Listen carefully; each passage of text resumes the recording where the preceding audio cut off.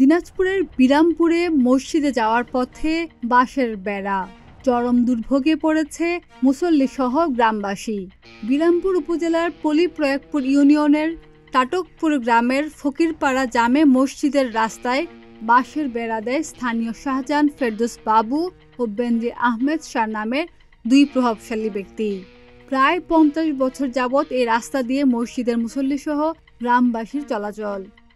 এখন সে রাস্তায় বাঁশের বেড়া দেওয়ায় চরম বিপাকে পড়ে মুসল্লিসহ গ্রামবাসীরা।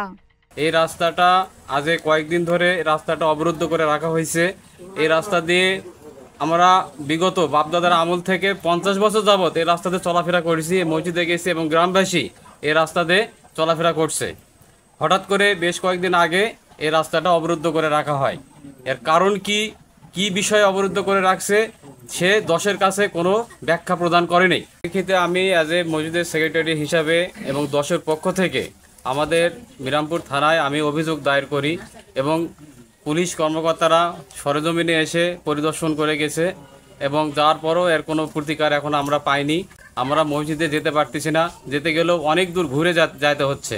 তো এই জন্য আপনাদের কাছে আমাদের দাবি যে এটা অতি দ্রুত এর একটা সুষ্ঠু সমাধান করে আমাদের রাস্তা যাওয়ার পথ সুগম করা হোক। তবে অভিযুক্তকারী বেনজির আহমেদ শাহ জানান, তিনি রাস্তার জন্য পর্যাপ্ত জায়গা ছেড়েই বেড়া দিয়েছেন। এটা আমার পৈতৃক জায়গা এবং এখানে কিছু অংশ আমি ক্রয় করেছি আমার চাচাতো ভাইয়ের সঙ্গে। সব মিলিয়ে আমার এখানে 8 শতক জায়গা আছে।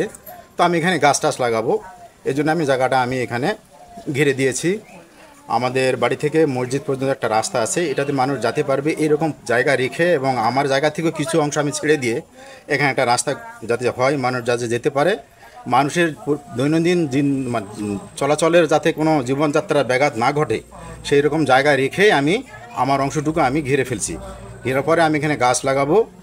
কিন্তু যারা এখানে এই সামনে একটা ব্যারিকেড দেওয়া আছে, ওনারা আমাকে কখনোই বলেনি, আমার লেবার নিয়ে আমি কাজ করতেছিলাম, আমাকে তারা বলেনি যে এটা আপনি আরেকটু ছেড়ে দেন, দিলে আরেকটু ভালো হবে, এরকম কোনো বার্তার কথা আমাকে কেউ কিছু বলেনি। রবিবার উভয় পক্ষকে ডেকে থানায় বসিয়ে একটি সমাধান করা হবে বলে জানা যায়। থানায় এই ধরনের একটা অভিযোগ আসছে, আমরা দ্রুত ওখানে পুলিশ পাঠিয়েছি। সেটা ওখানে সমাধানের লক্ষ্যে বিবাদী পক্ষ ওদেরকে ডাক দেওয়া হয়েছে এবং বাদী পক্ষকে ডাকা হয়েছে। এটা ইউনো মহোদয় জানে এবং স্থানীয় লোকজন সবাই জানে। এটা মনে হয় যে আমার যতটুকু জানা মতে রবিবার বিপক্ষ বসে এটা সুষ্ঠু একটা সমাধান করবে বলে আমি জানি। খাদিজা নিপা, প্রতিদিনের বাংলাদেশ।